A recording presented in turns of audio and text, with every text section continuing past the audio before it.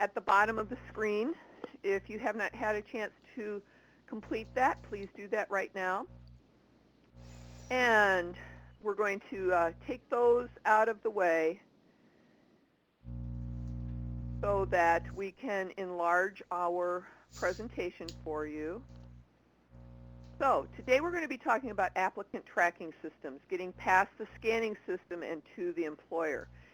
And today on our webinar, we have with us Eric Seaman of the Hiring Thing. Hiring Thing is an applicant tracking system supplier, and Eric is in charge of customer success at the Hiring Thing. So welcome, Eric. I'm glad you could join us today. Well, thanks for having me. I'm looking forward to our discussion this morning. And just to let you know that Eric is on the West Coast, so that's why he said morning. Yes, that is correct. We also have Natasha Telger, Chelsea Jones, and Lacey Pollock, who are all with Illinois WorkNet and make us look good on this webinar. If you would like to tweet with us, you can do that by including the hashtag #ILWorkNet or #ATS. So thank you very much, and we are going to be on our way. So what is an applicant tracking system? These days, companies are inundated with applications for job postings. Sometimes the stack of resumes to review can range from 50 to 500, depending on the position that's being applied for. How do business owners have the time to review resumes, interview people, hire people, train them, and then know that they've made the best choice?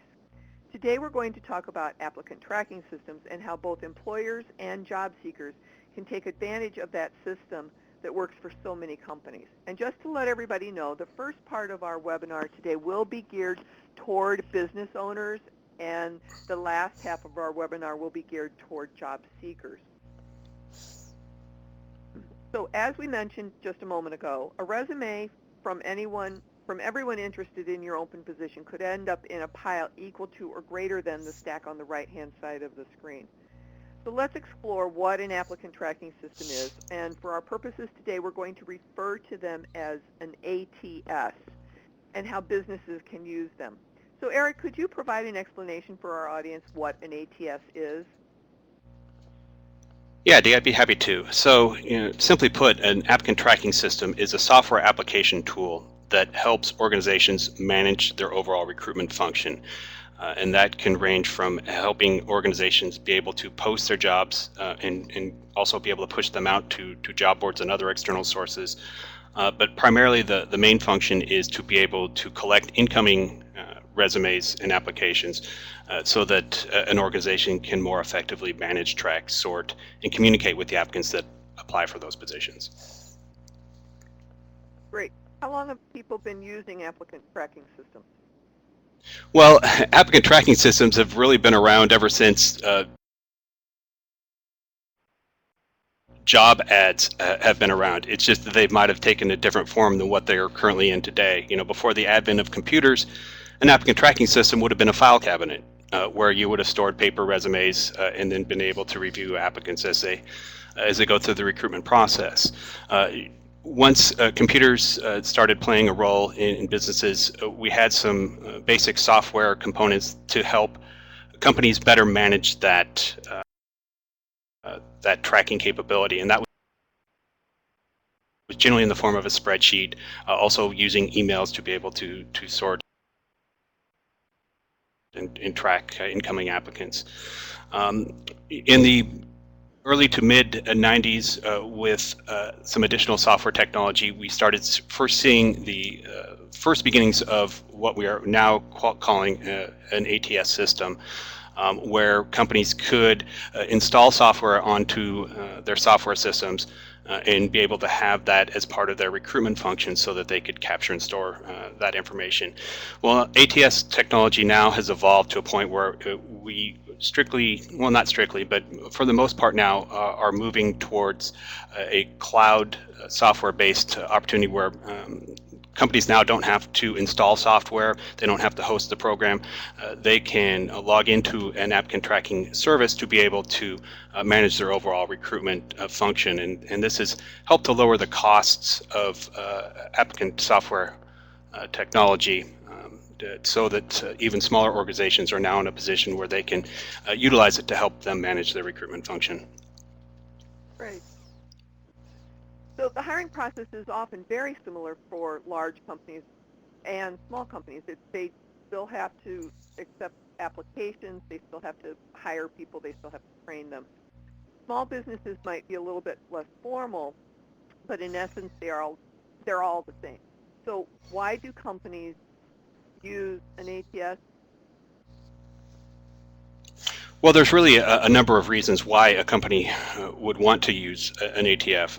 The primary reasons would be, one, to be able to save time, and that goes towards the ability for recruiters and then other people in the organization to be able to use that time for other functions and be able to effectively streamline that process.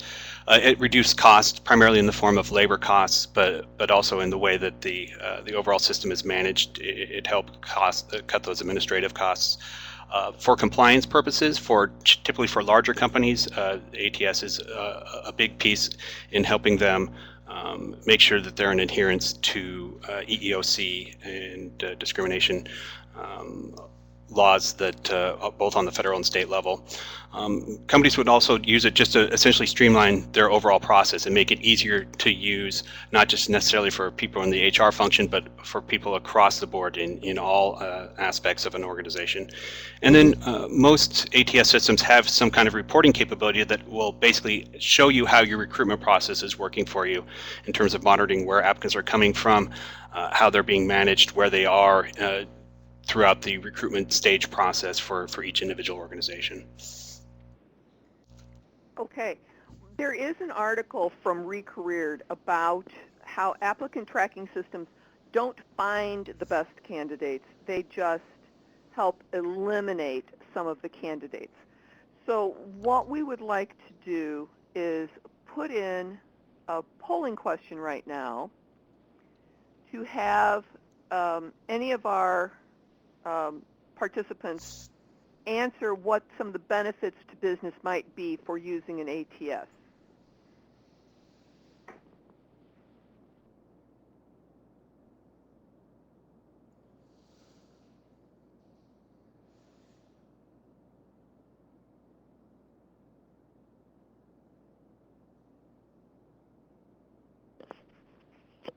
All right, it looks like many of the people are getting the answers the right way.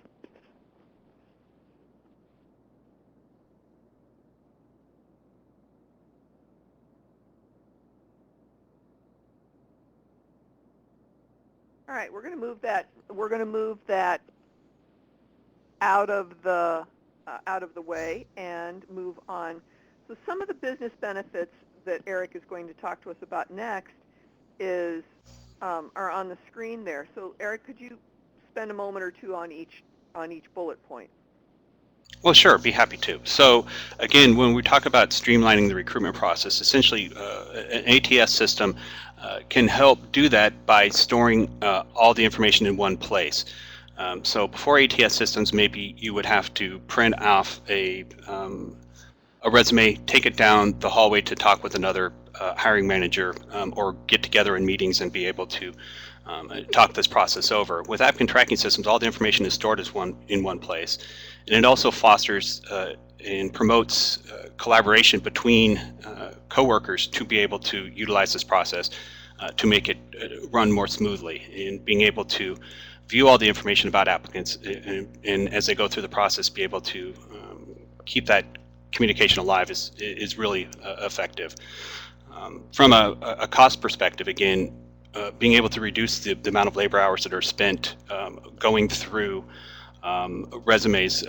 Again, applicant tracking systems aren't the end-all be-all. They should be a part of the overall recruitment function, and they serve a vital part in being able to assess qualifications of applicants and then be able to really focus on looking at the applicants that are the best fit for the position, and then bringing the recruiters in on that stage to be able to kind of work and collaborate with each other to get to that point. From a compliance standpoint, again, most larger organizations and from a federal level would typically look at companies that have 50 employees or more and work with the federal government, have to adhere to specific equal opportunity employment guidelines. And part of that is being able to monitor people that apply for positions and be able to effectively track them. And so to help that and to avoid getting audited by the federal agency, having those compliance features in terms of being able to enable equal opportunity survey reporting and other kind of demographic results in the applicant tracking system can help meet those needs. Again, staff communication, we kind of talked about this in terms of the streamlining aspect, but again, being able to effectively have a place where colleagues and coworkers can communicate directly about specific applicants directly inside the tool is a great tool and resource for them to be able to use, because now not everybody has to be together at the same time. You can work at communication between different departments, even different geographic locations, to be able to help bring that into alignment. And then from a time-saving standpoint, again, being able to help to effectively find those the best applicants for the position and be able to go through the incoming resumes and be able to identify that is a huge plus for a lot of employers. One question that we had on yesterday's webinar was about storing applications. Can you address that? So in terms of having a paper stored resume as opposed to an electronic stored? Well, storing applications, how long can they be stored on an applicant tracking system? Oh, right. Yes. Okay. So typically best practices from a federal guideline says that you should probably save applicant information for approximately 3 years. And so with most applicant tracking systems, you can store that information indefinitely and be able to refer back to it. So in the case that a company does receive an audit, they'll be able to have the reporting capabilities to be able to view that information to effectively counter those audits. Great. So as a follow-up question, is an ATS to resumes as a customer resource management tool is to customers, and are they compatible? Well, yeah, so that's an interesting question, and the answer is, yeah, they are similar, and there are certainly the ability to have those be compatible and work with each other. A customer relationship management software typically is a database of clients and contacts that you might have discussions with, and be able to kind of save that communication. Applicant tracking systems have that same capability in their back-end system too, but it also allows you to be able to save and create additional documentation associated with a particular position and also particular pertinent documents that go through the hiring process as well. So yeah, there certainly is some crossover there, and there is the ability to have those two be able to collaborate with one another. Wonderful. So we have a question from the audience. How well are businesses trained to use the tool properly? Well, yeah, and that's certainly a great question, and it goes in varying degrees. Again, there's a number of applicant tracking system vendors out there, and each one of them have their own way of being able to manage that training session. Using HiringThing as an example, whenever anybody onboards and begins to use our system, we go out and present a presentation to all the affected people that will be participating with the program to make sure that they understand all the ins and outs of the software program. But we also provide a support staff that can answer questions for anybody about how to utilize certain features or how a particular workflow might work within their existing organization. So it really depends on the software vendor themselves, and all of them have kind of varying degrees of that support level. But it's we believe at Hiring Thing that that's an integral part of the overall process, is making sure that our clients understand how to use the system and become as big as experts on it as we are. Sure.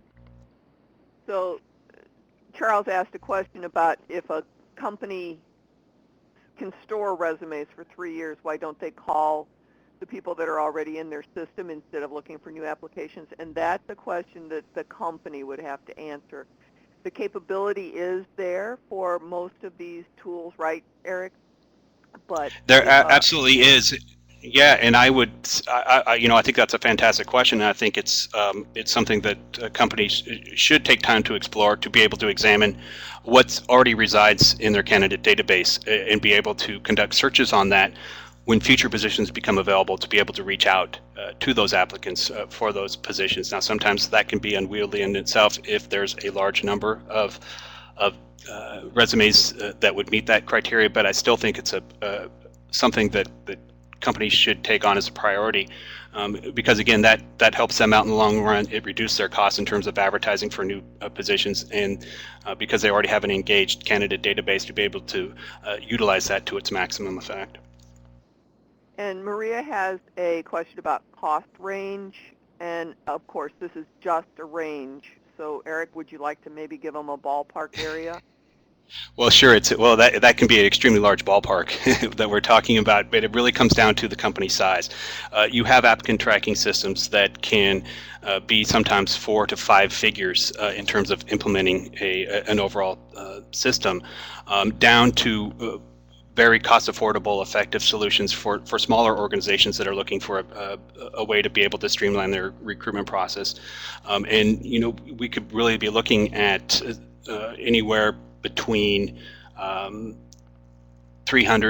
to $500 for the entire year for some of the lower tiered systems. So there is a wide range, and looking at it from a business perspective, it's important to understand what the main features of looking at an applicant tracking system are. What are the features that you need? How much extra additional functionality are you looking for in terms of integration with other software systems, and really kind of focusing on what those priorities are, and then matching that with what you are allocating to spend for a recruitment software system. There's a lot of different options out there, and it really comes down to understanding what your main priorities are when you're going out there and doing research on it. All right, I want to take one last question here. How does it deal with EEO qualifications? Is there a question at the end of the applicant when the applicant fills out their information? Is there a question in there and the person is filtered that way? Well, again, that's going to really depend on the company itself and how they decide to monitor it. But most typically, what will happen is when an applicant fills out an application, at the end of that application will come up a voluntary self-identification survey where they can identify their race in the 5 minority classifications that the EOC are looking for. And so most typically that will be the scenario, is after somebody applies, they can then choose to voluntarily self-identify, and then that information is stored along with the applicant information in the back end of the applicant tracking system for future reference, and being able to work reporting off of that information as well. Great. Okay, so applicant tracking systems are much more widely used than we might actually recognize. And could Career Builder or Monster be considered as a form of an applicant tracking system? Well, Career Builder and Monster are primarily job boards, and that's their main function. They do have a somewhat simplified collection version that allows you to be able to store applications for people that apply. But again, that functionality is very limited, and it basically just serves as a depository for applicants to come in without a lot of functionality about reaching out to the applicants directly through the system. So while there is a small tracking system component to large job boards like Career Builder and Monster, majority of companies choose to have a separate applicant tracking system that allows them to be able to collect applicants from all of their external sources, not from just one specific job board or another specific job board, but to be able to have all their job boards and all their external sources come to one place so that their information could be stored into the back end of the system. How does a job seeker actually recognize that they're completing an application on an ATS?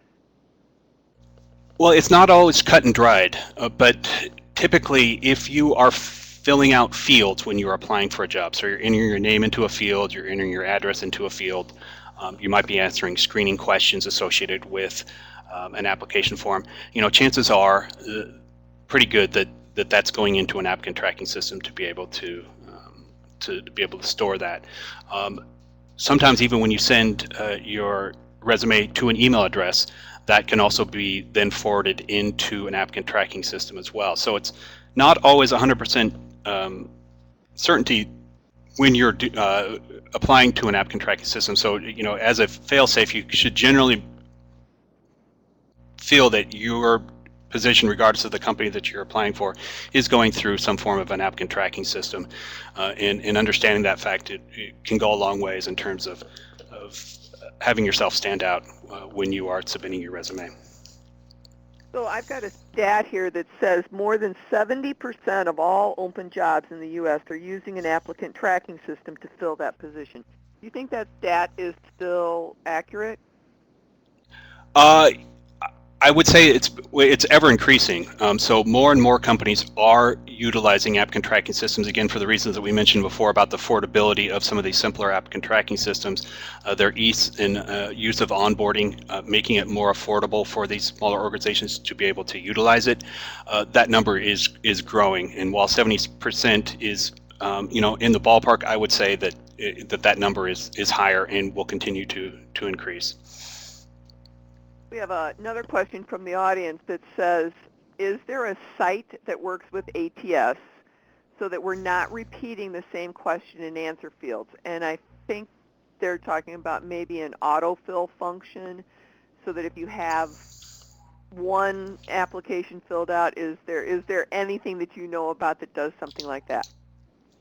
Well, there are certainly some versions of applicant tracking systems that allow applicants to have their own login so that they can update their information to companies as either maybe their address has changed, maybe their qualifications have changed, and they've gotten some more experience. So there are applicant tracking systems that give applicants the ability to update their information in the system. And a majority of applicant tracking systems can also recognize if an applicant has applied more than once for any one particular position, and also sometimes for maybe positions that they've applied to in the past. So it really just depends on where your initial point of entry is into a particular job opening. If you are using a job board to enter that information, some of them do have an autofill feature that allows you to be able to enter your information. Some job boards as well give you the ability to sign up for an account where you can store your resume and cover letters and things like that online, so it's easily able to transmit that through the application process to the applicant tracking system for those specific employers. But like when I use Google Chrome, my autofill function stops with my name and contact information. It doesn't really give me a functionality further than that. And I think that's kind of what I'm implying, that something might be meant there. Yeah, so again, I'm a huge fan of Google Chrome as well and their autofill feature. And again, it really just depends on the system itself, maybe the software system that the particular employer is using in terms of being able to keep information like that available as to whether or not an applicant has applied previously and be able to utilize some kind of autofill function. But again, that's going to vary by each individual employer. In an applicant tracking system, will your newer resume replace the older resume?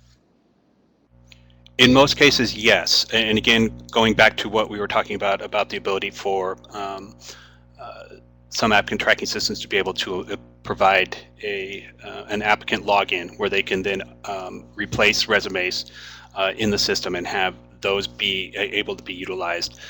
moving forward. So most of the time, if somebody applies for it's going to be done on a position by position basis. So if somebody applies for a position, they submit their resume, that resume is going to be associated with that particular position. If they've applied for another position in the past and submitted a different resume, that resume would be associated with that previous job, but not necessarily for the new job. And again, depending on the functionality of the applicant tracking systems, some of them can identify, generally by if it's the same email address, whether or not an applicant has applied, and be able to utilize the most recent resume for future use. But as a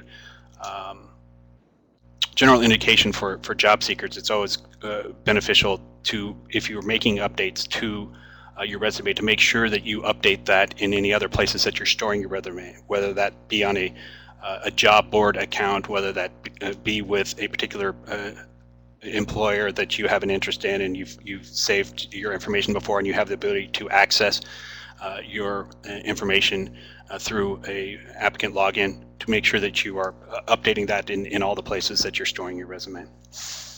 Great. So does it make a difference if you mail in your resume or if you submit your application online?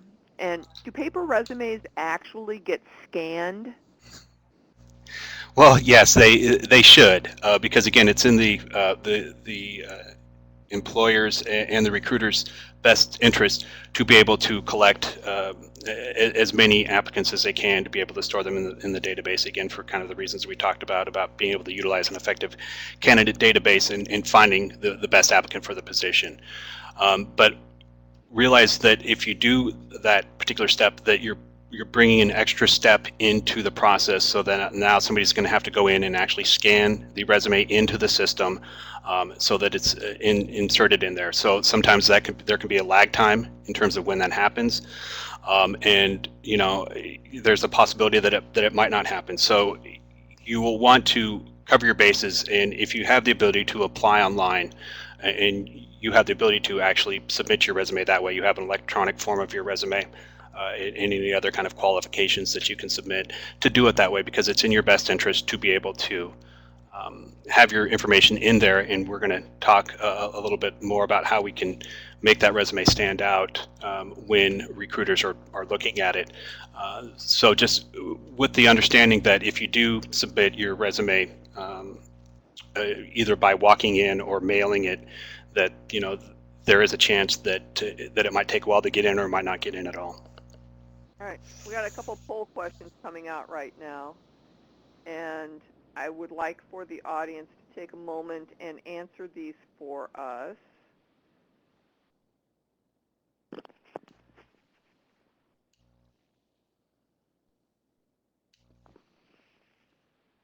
And it looks like, now remember that the second question is a multiple choice. You can answer more than one.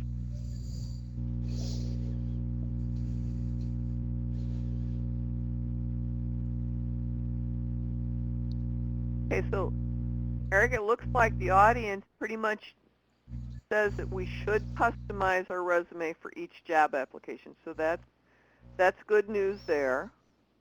Yeah, and we got a smart crowd on our hands. Yeah, and it looks like they're picking a good portion of them are picking all of the answers below. So, and they hit on the using keywords from job description. So that's a really good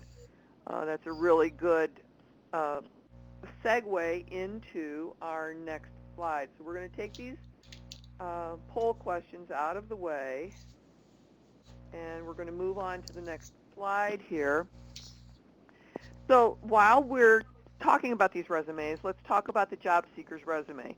Does it make a difference? Businesses may only have time to look at one out of many. Do you have some suggestions for the audience about what they should use to submit to a ATS?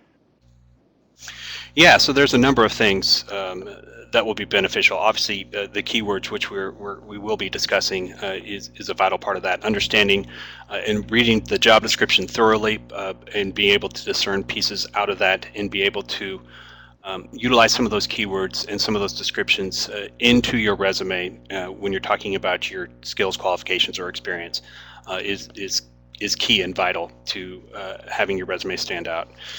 Keeping the formatting of your resume simple, so having your resume stored in either like a Word doc, more preferably a PDF or rich text format where there's not a lot of additional characters or formatting or graphics associated with your resume is going to help your resume to basically be parsed correctly. And by parsed, I mean basically extracting the information from your resume and putting it into the form that the applicant tracking system can read is another big part of that. Be able to clearly outline your job experience, where you've worked before, the timelines, be able to have that in an effective formatting structure is good as well. And again, trying to eliminate as much as possible additional formatting, things like bold, and maybe using unstandard bullets in your resume when you're submitting it through an online application are all really good things to help ensure that your resume is going to get through the system correctly and then get some additional exposure by recruiters once it is submitted. Good. So as we're moving forward, one of the things that we need to really talk about is cover letters. Are they maintained as part of an applicant tracking system?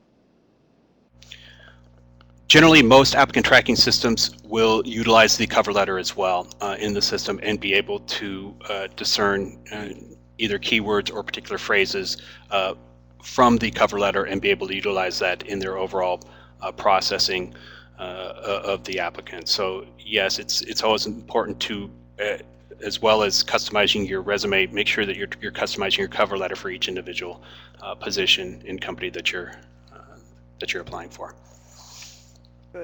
Good.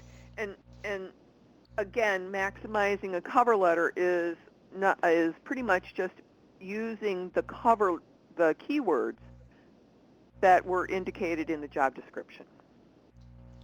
Yeah, so again, this is another great place to be able to reiterate those specific keywords and be able to get them in front of the applicant tracking system and the recruiter himself so that they can see that there's a good match for the job that they're looking to hire for. So yeah, it just gives you another place to be able to succinctly enter your information. Again, when we're talking about the resume and the cover letter, we want to be able to include as much information as possible. We want to do it in a succinct manner. We don't want it to have pages and pages and pages of information in there, but being able to get a thorough outline, try to sprinkle in those keywords both in the resume and the cover letter are really good ways to help maximize that exposure.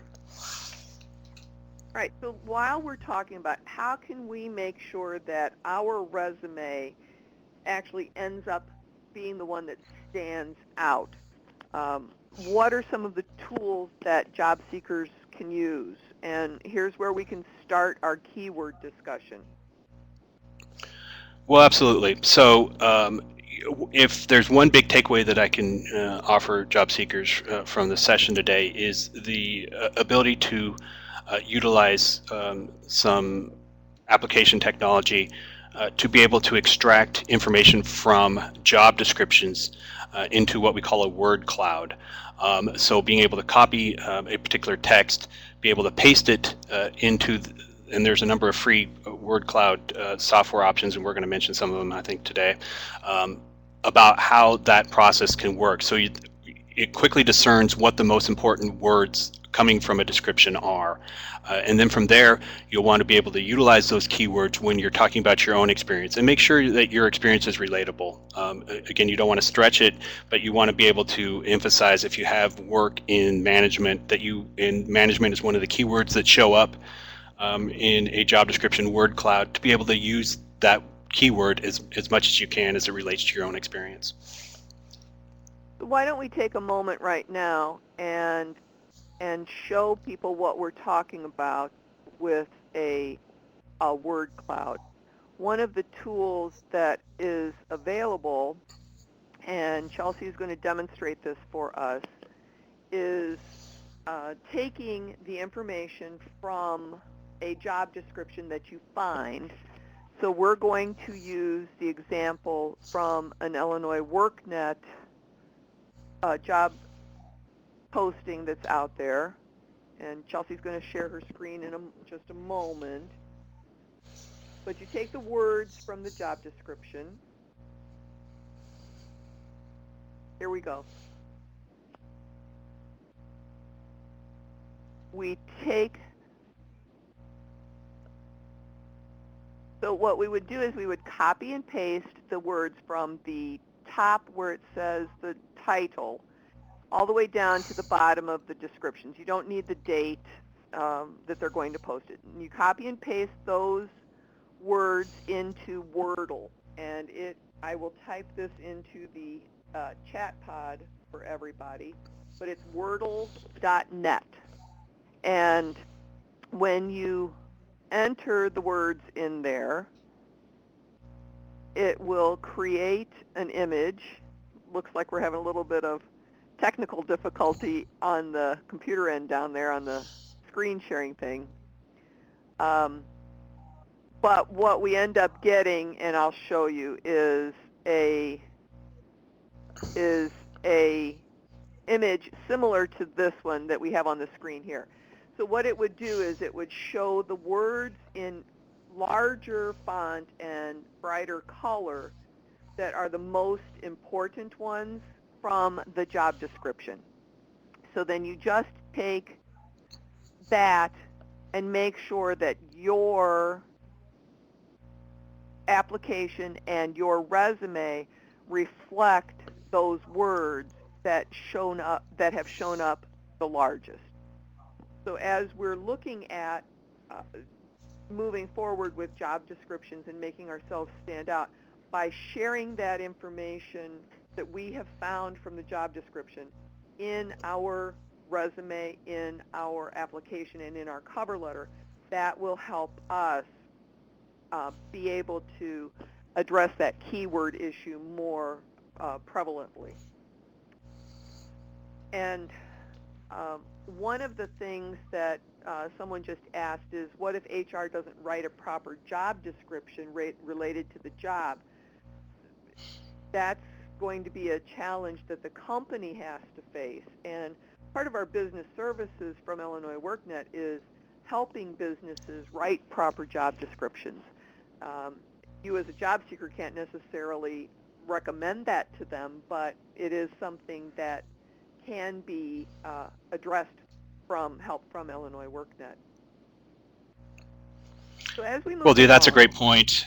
Sorry to interject. I was going to say that's a great point in terms of being able to bring in a job description ability to help companies out. Now, there are actually some applicant tracking systems that can help with that too, because on the job description side, it's just important to be able to include those important keywords in your description, and you want to make sure that the keywords that an applicant would be looking for your position are entered into that job description as well. So the word cloud can work on both sides of that, and so being able to offer a service to organizations to help them with their job descriptions, I think is a great option.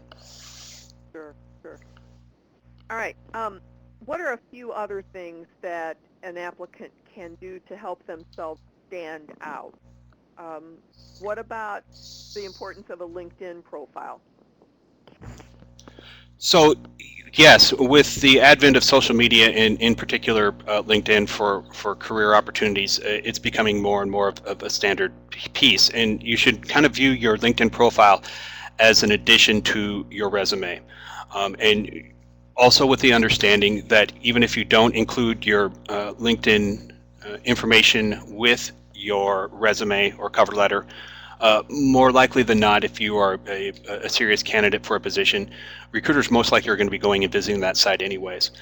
So when you have your LinkedIn profile, you want to make sure that the information entered on that page is consistent with what you're showing on your resume. So that the dates of employment, places that you worked, all of those kind of match up to provide a consistent indication of your skills, qualifications, and experience. But you'll want to, again, be able to utilize LinkedIn as an additional way to be able to focus on particular skills, talk about your experience in as it relates to maybe some of the keywords that you see from a job description. So in other words, again, if we go back to the management scenario and you're looking for a management position and management is a highlighted word, being able to have your LinkedIn profile showcase your management skills in those particular sections. And you'll want to do that for all your social media accounts, not just LinkedIn, but you can expect that there can be some recruiters that might be visiting your Facebook page as well. So you want to make sure that that information stays consistent and stays professional as well. And I think consistency is the key. Sally asked a question about the difference between a functional resume, because she's going back to a field that she worked in several years ago, and LinkedIn. LinkedIn is chronological, whereas a resume can be functional or chronological. One of the things that you can do in LinkedIn is highlight your skills at the top of the profile and then fill in a summary. Make sure that you're using all of the information in your summary that's available to you. We do have a couple of webinars that Chelsea will put in the chat pod for us that were on workNet, on LinkedIn as well as job search in the digital age. And both of those webinars might be useful to watch in the future. So as Eric mentioned, having other social media profiles does not hurt you, but you just need to make sure that whatever you're putting out there is consistent information. Correct? Yes, that's absolutely correct. And yeah, you'll want to make sure that your other social media accounts do present a professional image if you're going to be utilizing them in looking for positions. So again, being able to utilize those other accounts to be able to showcase and highlight the experience and qualifications that you want to highlight. All right.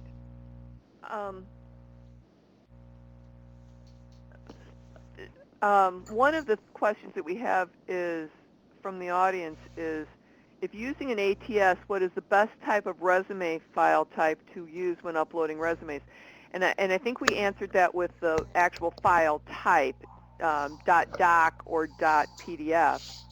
But the other question, if we're discussing functional versus chronological, the ATS actually just check for keywords and certain phrases, so it doesn't matter whether it's functional or chronological, right, Eric? Well, yeah, I mean, it certainly, yeah, it looks for those keywords, but that's not all that it does. I mean, you will still be able to see a fully parsed out version of a resume for recruiters to be able to review. So again, that's why we come back to that formatting of either a Word doc or PDF being important. So you want it to be simple, but you want it to be viewable from a lot of different formats and not run into formatting issues. And those two file types are typically the best for that scenario. But in terms of a functional or chronological resume, again, that can really depend on the type of job that you're looking for. If you know, the company itself is saying that you must have worked the last 5 years, then maybe doing a functional resume might make more sense if you have some gaps in there. A chronological resume would make more sense if you're looking at how each one of your job experiences has given you the skills and qualifications to pursue the position that you're looking for. But in terms of how that works in the ATS system, you're right. There's not a lot of discernment in that. It's really, when we come down to how that particular format looks, that is more in a scenario where maybe you're at a recruitment stage where you're actually interviewing for the job, and you want to have a paper resume to be able to hand out to interview or to talk to when you're having that discussion. And then how that formatting looks makes more sense, is more appropriate in that aspect, as opposed to sending it and applying for it online via the ATS. Right. Chelsea will also post in the chat pod a couple of webinars that we've had on resumes as well. And Sally, the LinkedIn history, it needs to reflect your work history. If you want to stop at about 15 years, unless it's something that is currently relevant, that's probably okay on LinkedIn.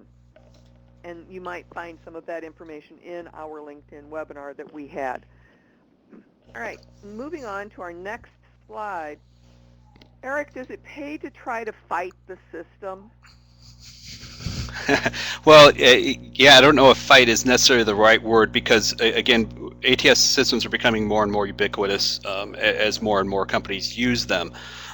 So most of the time you can expect that you're going to be using an ATS system, and there's ways to be able to utilize the system as it is to be able to get yourself some more exposure. But that being said, there are certainly benefits from being able to utilize other aspects of trying to find jobs, networking with people within the organization you're interested in, finding out where they go to events in the public and things like that, to be able to meet face to face with people in that organization, be able to have a quality resume that you might be able to hand out as a paper form, just to give it to them, just to show your assertiveness and your interest in working with the company.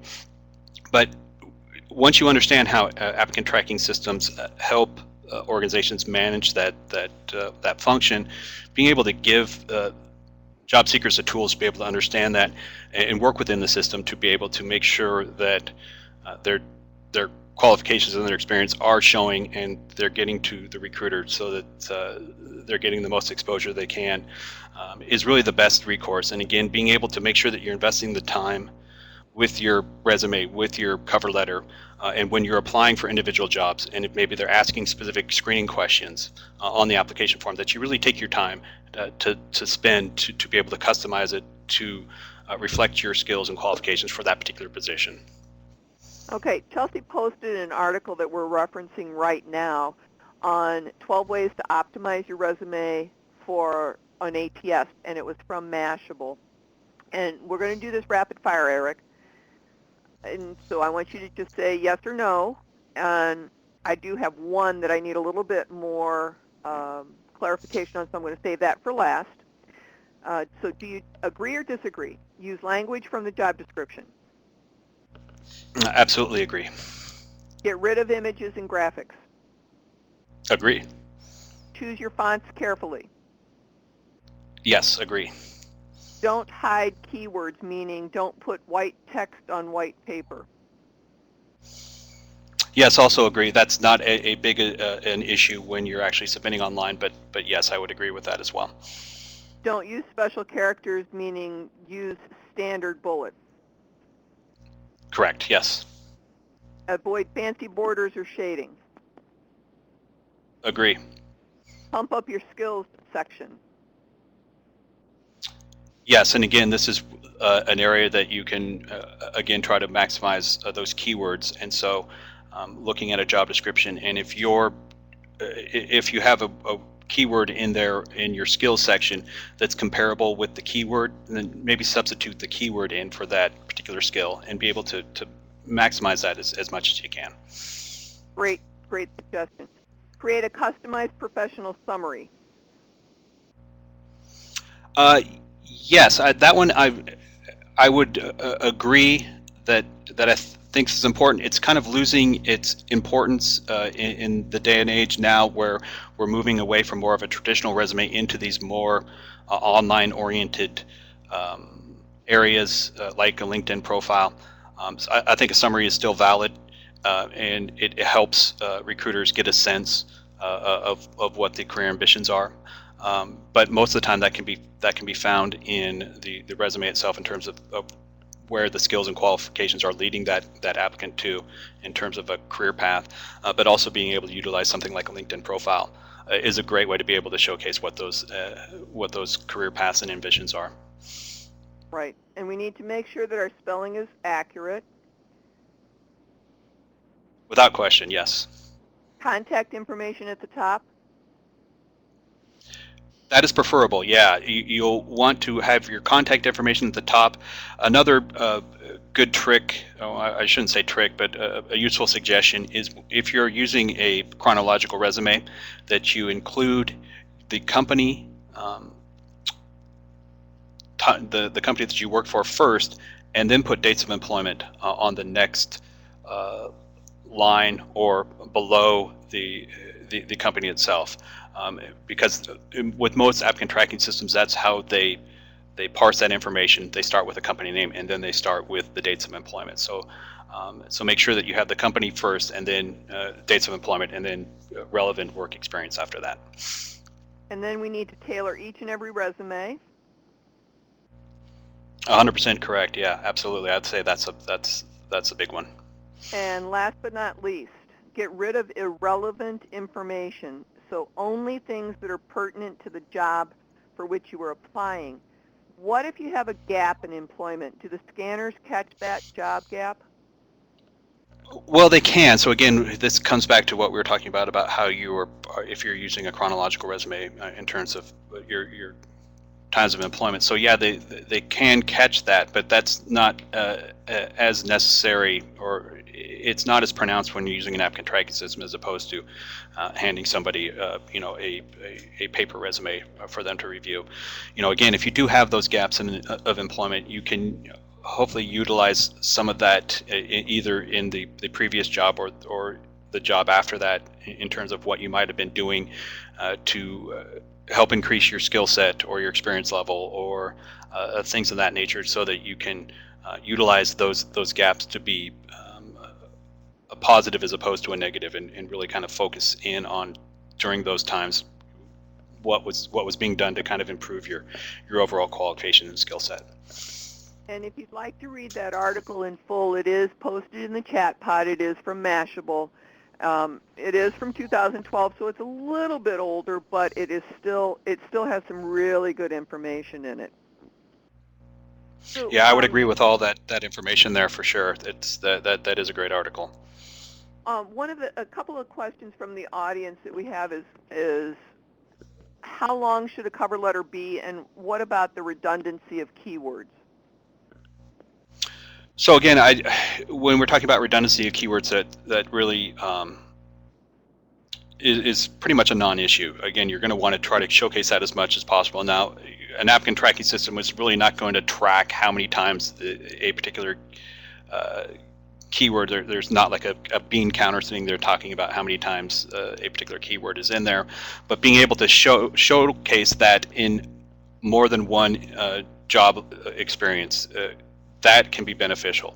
So if you had, again, if we go back to the sales management scenario, if you've had multiple jobs where you've had sales management experience and you include the sales management in each one of those jobs, that is going to improve your overall look to a recruiter, because they can see that you have multiple chances to build on that skill set through multiple different kinds of jobs. So being able to do that is important. So from the redundancy standpoint, yeah, that's really not much of an issue, and you want to try to utilize those keywords as much as you can when you're doing that. Again, with the cover letter, again, we come back to that area where we want it to reflect the position that we're looking for and be able to showcase the skills that we have that would benefit somebody looking for this job. But we want to still keep it concise. We don't want to have a 5-page cover letter that goes over everything. We want to try to keep it concise. We want to focus on using those specific keywords that were in the job description, and then be able to relate your experience with previous job skills in that when we're using it for your cover letter. And how critical are cover letters? I still say cover letters, they're not as critical as they once are, and they're becoming less and less a part of the traditional application presence. But I still think they're viable, because again, this is a place where the cover letter can basically kind of enhance what is in the resume, and it gives you a chance to be able to kind of showcase your skills, be able to talk about how you can solve problems, be able to see how your writing style is, if that's an important part of that particular job that you're applying for. And so all of that information, it can still be critical. So if a let's put it this way: if a employer is asking for a cover letter, include a cover letter when you're applying for a job.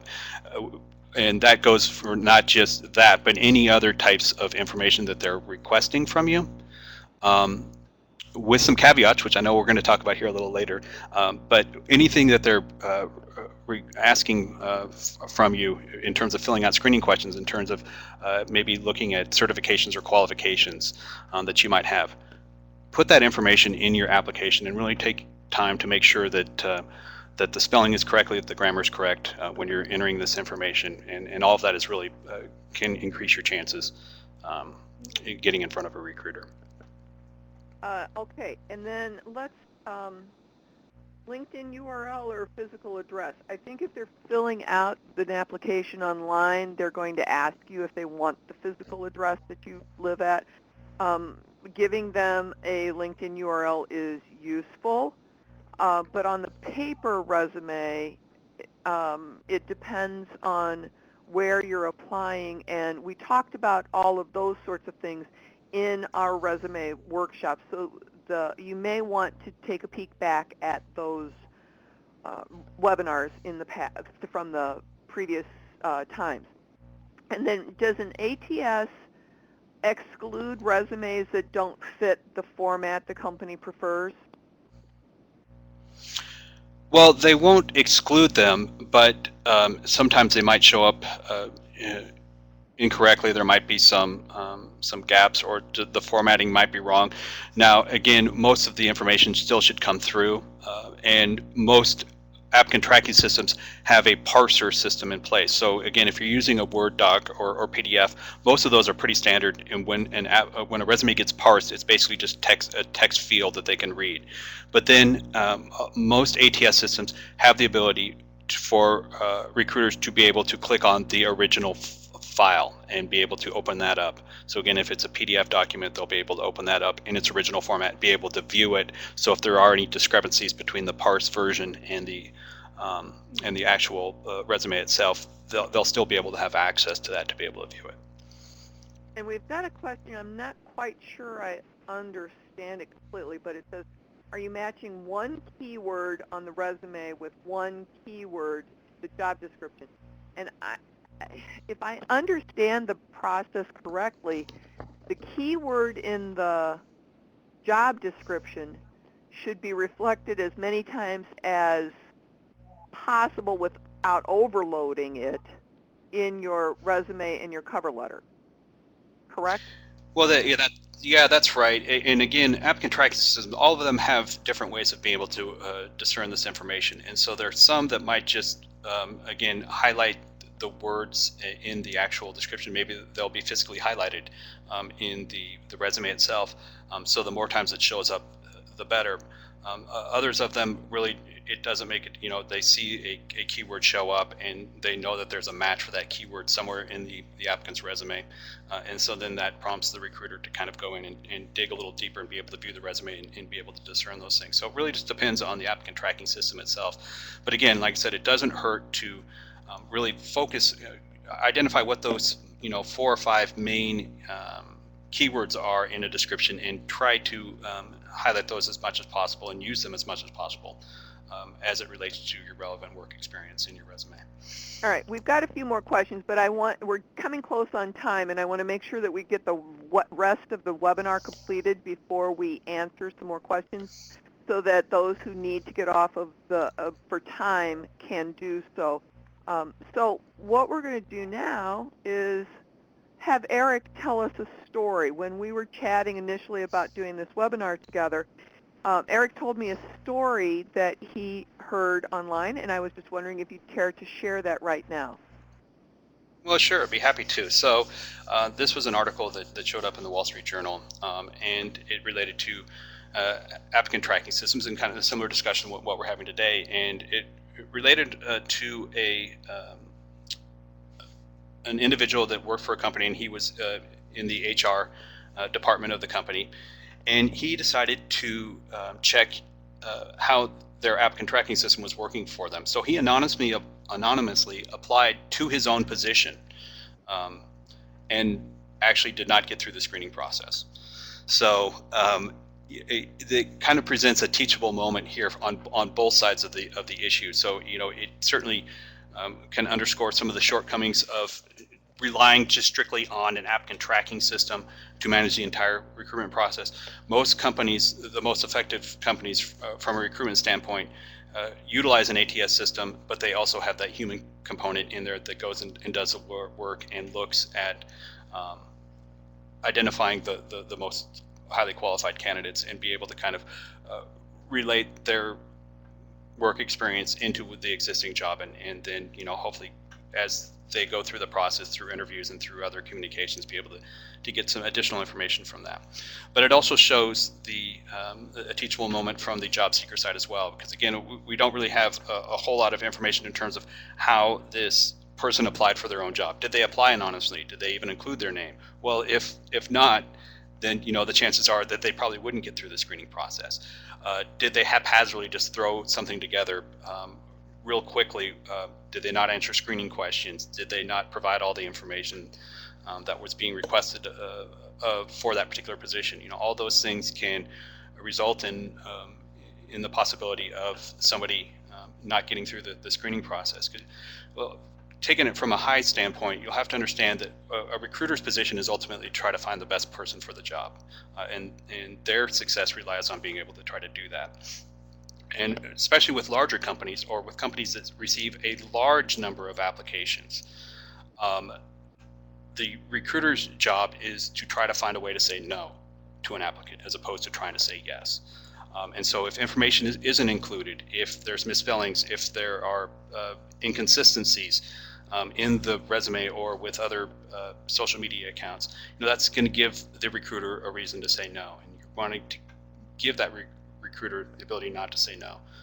And so that means talking about all the things that have been discussing here about getting additional exposure and having your resume kind of stand out when recruiters are doing it, the recruiting process for jobs, and all of that relates into this particular situation of understanding it from the job seeker standpoint and understanding it from the employer standpoint, and how we can continue to try to perfect that model so that we are getting the best applicants for positions that we advertise for. All right. What about should we ever put our social security number or our driver's license number on an application, on an ATS application? Yeah, so that would be a huge red flag, and I would definitely discourage doing that. Now, there can be some instances where a social security number or driver's license number is required, but typically that won't be during the initial apply process. That'll happen after a job offer has been extended, or maybe at some point the employer will want to do a background check on a particular applicant. In those particular situations, yes, there can be some validity to doing that. But if somebody's asking for it immediately off the bat, asking for your social security or driver's license or other personal contact information, I would be very hesitant to pursue those jobs, because more likely than not, those are scam or phishing types of scenarios. And so it really helps to take due diligence, to do some further research about the organization, see if you can find anything online about how reputable the organization is, or if you're finding out about any kind of phishing or scam incidents associated with this company. And if you're really concerned, or again, if it's a company that you're pursuing and they're asking that, my suggestion is to handle that situation. If they're asking for a social security number, you can simply write in provided as needed or provided upon job offer or something like that, so that you'll give them the willingness that you'll be willing to do that, but just not at the initial applied juncture. And if it will not let you proceed without it, my suggestion would be to jump off of that application, because then I would almost guarantee that it was, and then just try to send somebody an email at the company to find out how you can apply without providing your social security number online. They may not even know that there's somebody phishing their company. Would you agree with that, Eric? Yeah, absolutely. I think that's a great thing. So if you are submitting your information and then they come back to you and say, why didn't you not include your social security number right off the bat? Then yeah, again, that can be another really suspicious thing, and probably one that is best discarded and not pursued. But yeah, if you do see that, you can feel free to contact the company directly and let them know, because there can be instances where you'll get these phishing scams that might lump on to another uh, employer without them even knowing about it. And so giving the employer that information is helpful for them as well, so they can identify and eliminate those potential phishing scams. Right. Okay, so our key takeaways today are conforming resumes. Make sure that whatever you say online is the same as what you have on your resume. And make sure that you're using and finding the keywords that are appropriate for the job description that you're trying to apply. Make sure that your LinkedIn profile is up to date and syncs with your resume. It doesn't have to reflect it 100%, but it does need to conform. And then always think securely. Make sure that whatever you're doing, you're paying attention to the different items that are going to potentially cause you grief down the road if it's something with your personal information. One of the things that you can do is always join our Illinois WorkNet virtual job club. I just posted the link in the chat pod.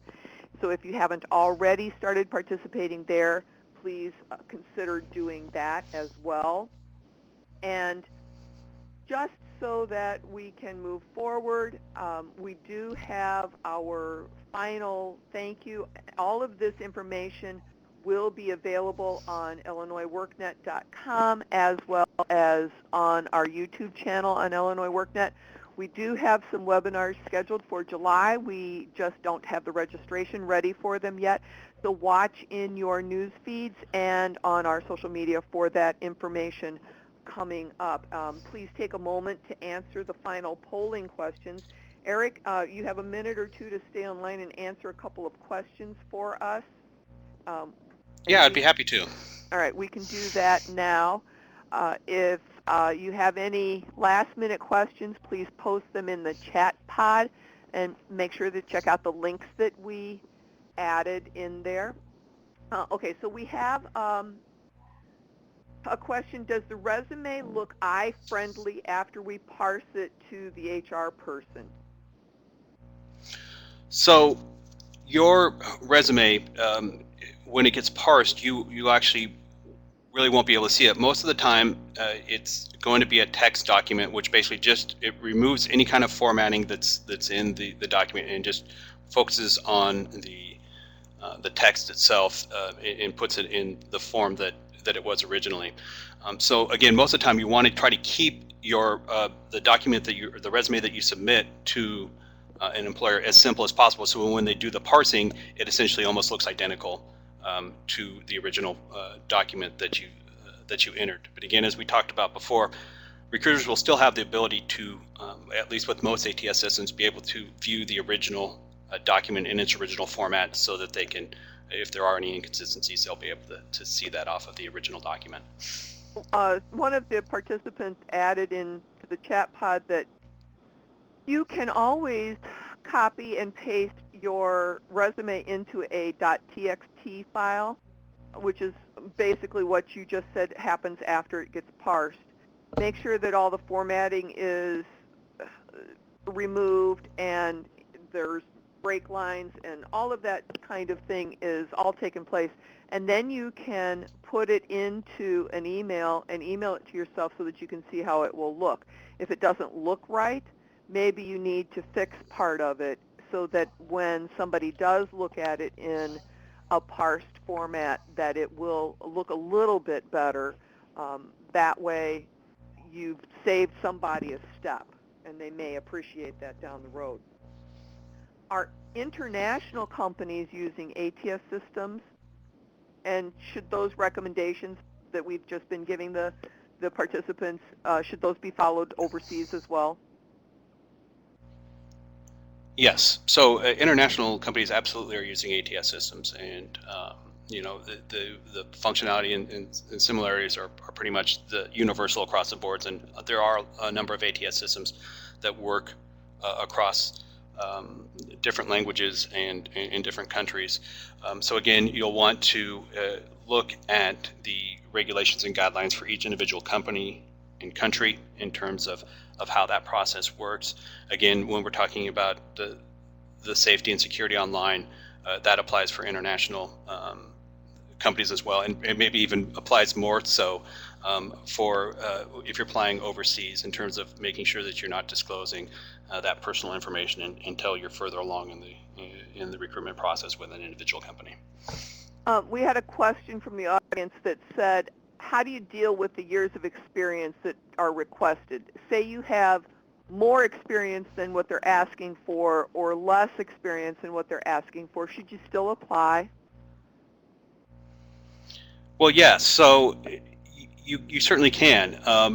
No, again, you want to be realistic with what your expectations are.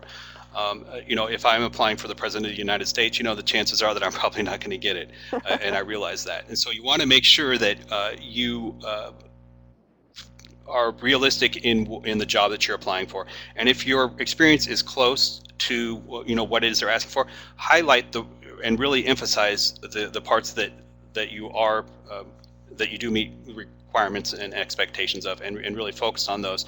You can talk a little bit about maybe areas where you don't. So in other words, when it comes to years of experience, if maybe you're a year short or something like that, you can utilize maybe another component of your work experience and talk about how it would relate to that particular area to try to bolster that.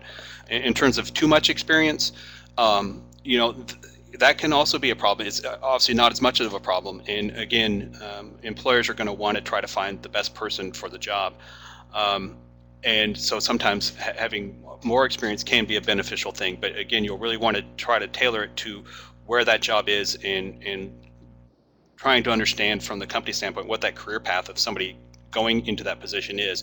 If it's one that has a career path that is ever increasing, then employer will certainly look at potential employees that have more experience than what they're requiring, because they're looking at this from a long-term perspective and being able to move an employee up the career path. Great. All right, and just a last couple of questions. How many keywords should an applicant include, and how many does an ATS look for? Well, again, it's not a set in stone guideline in terms of what those keywords are. Again, sometimes the applicant tracking system will look at the job description and it'll essentially identify the same type of thing in terms of looking at keywords that are appearing over and over again and match that. Other times it's actually the person that creates the job description within the ATS system that enters the keywords that they think are important. And so most of the time those are going to line up fairly consistently, but there could be some times where maybe a keyword that a recruiter entered isn't as listed as prominently on the job description. So you'll want to try to highlight 4 to 5 of the main keywords in a job description and really focus on those. If there are some other of the keywords around that word cloud that are showing up that relate to your experience, by all means include them in there. It certainly can't hurt, and you're going to want to try to utilize as much of that as you can in your overall resume when you're submitting it to an individual employer. And we've got another question from the audience, and then I'm cutting them off. I'm going to add this to my list, but while I'm doing that, how do we follow up with somebody that we've applied for on an ATS? Yeah, so that's an excellent question. And there's really there's no set answer with that. But again, if it's a company that you're really actively pursuing, in other words, it's not one that you just saw and said, "Oh, I'll give it a shot and see what happens." But this is maybe a really great opportunity. It fits in with your with your skill set, it's a company that you're really interested in pursuing, there's a number of things that you can do to improve your chances of getting in front of a recruiter and starting the process. And we kind of touched on these a little bit already.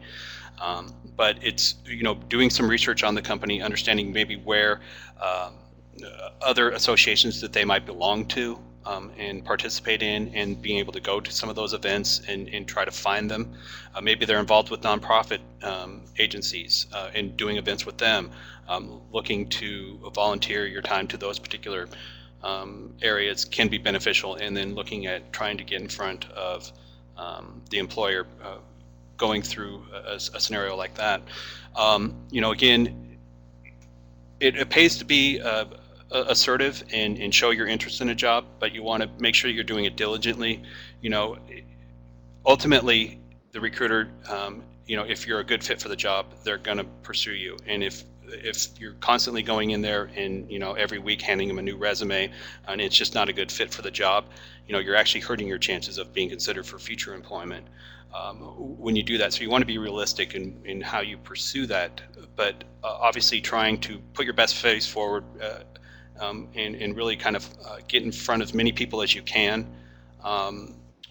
within an organization is certainly beneficial. And you can always look to LinkedIn for that perspective too. You can maybe identify some key people in the organization that have a focus in the area that you're looking at, or they are a recruiter for that organization. Sending them out a message and asking them, what's the best way for me to go through that. A lot of them can be very receptive to that, especially if it looks like it could be a good fit. And so looking at different kinds of opportunities that you can utilize to be able to work with an organization like that can certainly be helpful. All right, last two, or next to last. In succinct fashion, what are the top 5 mistakes we make when we submit our resumes on Ats Systems? Ooh, okay. So the first one is, I would say, is probably not customizing your resume for each individual job. I have suffered from it too, and I know as being a job seeker, I've been out there and done it as well. And there might be a number of positions that you're applying for, and a lot of them are asking a lot of questions, and you're just like, I don't want to take time to answer this. I just want to be able to throw something out there and then and then have somebody give me a call back. Well, again, if it's a position that you're really interested in looking and pursuing, take your time to modify your resume. Take your time to modify your cover letter if they're requesting it. If they're asking screening questions, take your time and answer all of those screening questions and phrase it in a way that's going to put your best foot forward in terms of those skills and qualifications. Make sure that your grammar is correct and your punctuation is correct when you're submitting this information. So to kind of tie in with that, and conforming would each one for each individual job would be the first priority and the main one. Spelling errors. It still amazes me sometimes when we have spell checks and we have things like that there can still be misplaced things. And so again, it's giving that recruiter the ability to say no to you if they're in there, even if you have high qualifications. That can be a big mark and give them the opportunity to go to the next applicant to winnow it down. So make sure that grammatically and punctuation is the second one. Format. So again, we're talking about removing extra characters or additional lines or graphics from your resume is important, and then putting it into a format that is pretty universal, like a Word doc, like a PDF, like a rich text format or text doc. That would be number 3. Number 4 is probably not relating the information from the job description and placing it into your resume itself. That's kind of goes with the first one, but making sure that you're recognizing that information is relevant and consistent. And then probably the 5th one is making sure that that all of your public professional information, whether that's on a social media account or some association or something to that effect, is consistent across all boards. In other words, your resume can change a little bit, but you want to make sure that the jobs, that the dates of employment, that your experience is consistent across all those different accounts. Great, great. And last but not least, I don't know if this is really a question or a suggestion that the industry might want to utilize is, does ATS have a tool that says your resume makes a certain percentage of the job description? I think that matches a certain percentage of the job Right. description. Well, I mean, there are ways on the back end for some ATS systems for recruiters to be able to see that in terms of how they match up. But I meant, I don't know how. us as a job. I think they meant us as a job Right, seeker. and that's what I was getting to. Is Yeah. I don't know how willing companies would be to make that available, because then they could have some people that might, before they submit a resume, they say, oh, my thing is only 80%, so I'll try to doctor this up and maybe make some inaccuracies to try to get it to a higher level. So while there's some technology exists, I don't know how much of that from the employer side that they would want to make available just for that sake of trying to reduce the amount of fraud that could happen, or the potential to kind of stretch what the experience is just to try to get to a higher level. I could see it happening after you hit submit. Like I could see that happening. Potentially, but yeah. There could be the potential for that, but then the issue might be is, well, why wasn't I ranked higher? And maybe there's a way for collaboration, but again, it would be up to that employer to decide how much of that relevancy is applicable to what it is they're trying to do. And if they're constantly being bombarded by job seekers that are asking, how come my resume showed at 60% when I think it's at 80 or 90% or whatever it might be, then that might give them cause to say, maybe this isn't something that we would do. But it's certainly an interesting point, and something that you are seeing some technologies out there that are looking at resumes and being able to extract the information from them, and then looking at the skill sets from that, and then being able to look at relevant positions that would fit that skill set. And so we're seeing kind of a job match technology take place with job boards and some other recruiting aspects, where it's basically saying, here's the person's resume. Okay, now we'll comb and see what available opportunities are out there for this applicant, and kind of match those up so that they can take a look at those. And so I think you're going to see more and more of that come into play as the technology improves on that. Well, that's it for our questions. And this was a marathon session, Eric, and I really appreciate you staying on the call with me. I'd like to, again, thank all of our participants that hung on with us. I'd like to thank Natasha and Lacey and Chelsea for helping me with the webinar from Illinois WorkNet. Eric Seaman is from Hiring Thing. They do provide ATS for small to large businesses. And if you would like to watch this webinar, it will be posted on Illinois WorkNet and on our YouTube channel. Thank you so much again, Eric, for your time today and yesterday for the webinar, and all of the great information you shared with all of our